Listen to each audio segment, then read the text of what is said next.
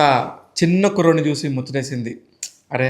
ఇలాంటి పిల్లోడు మన ఇంట్లో గూడా ఉంటే భలే ఉంటది అనిపించింది.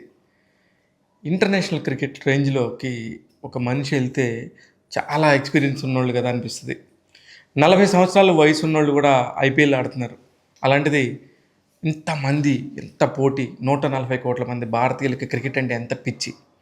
ఈ పిచ్చి అంతట్లో నుంచి మళ్ళీ ఎంతోమంది క్రికెటర్స్ రోజు తయారవ్వాలని ప్రయత్నిస్తానే ఉంటారు. అలాంటి ఒక ప్రయత్నం జరిగింది ఒక రైతు ఇంట్లో. ఆ రైతు వాళ్ళ అబ్బాయి 8 సంవత్సరాలు ఉన్నప్పుడు వీడి దగ్గర ఏదో ఉంది. వీడు ఖచ్చితంగా ఏదో చేయగలడు. దేశానికి పేరు తీసుకొచ్చే ఒక పని చేస్తాడని గట్టిగా నమ్మాడు. ఆ ఉన్న కొంచెం పొలం కూడా అమ్మేసుకొని ఆ అబ్బాయి క్రికెట్ కోచింగ్‌కి సహాయపడదామని చెప్పేసి తండ్రిగా తన వంతు బాధ్యతను చేశాడు. కట్ చేస్తే 14 సంవత్సరాలకి ఐపీఎల్‌లోకి ఎంట్రీ ఇచ్చాడు.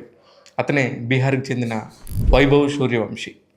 ఎంత ముద్దంటే ఎందుకు ముద్దొస్తున్నాడంటే అతను 16 బంతుల్లో 34 పరుగులు చేసి ఔట్ అయినప్పుడు చిన్న పిల్లాడిలాగా కళ్ళమ్మట నీళ్ళు పెట్టుకొని ఏడుస్తా ఉంటే ఇది స్పోర్ట్స్‌మెన్ స్పిరిట్ కాదంట ఎవరినైతే.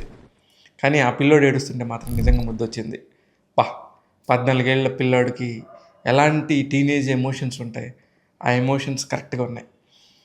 ఎదుర్కొన్న మొదటి బంతినే సిక్స్‌గా మలిచాడు.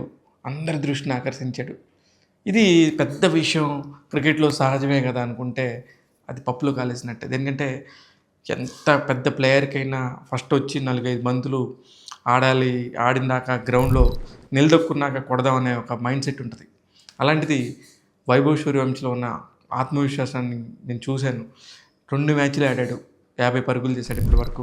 రెండో మ్యాచ్‌లో 16 పరుగులు మాత్రమే చేశాడు. కానీ అతని కమిట్మెంట్‌కి మాత్రం నిజంగా హ్యాట్స్ ఆఫ్. ఇప్పటికి 14 సంవత్సరాల ఒక్క నెల మాత్రం ఉంది అతని ఏజ్. అన్నిటికంటే చాలా చిన్నోడు ఇప్పుడు మన ఇండియన్ టీంలో అండర్ 19 క్రికెట్‌లోకి ఎంట్రీ ఇచ్చాడు. అండర్ 19 తరపు నుంచి ఆడుతున్నాడు. అలాగే బీహార్ క్రికెట్ జట్టులో ఆడుతున్నాడు. ఐపీఎల్‌లోకి సంబంధించి రాజస్థాన్ రాయల్స్ తరపు నుంచి ₹1,10,00,000 బడ్జెట్‌తోని కొనుక్కున్నారు. ఇంత మంచి కంటెంట్ ఉన్న క్రికెటర్స్ రావటం చాలా అరుదు.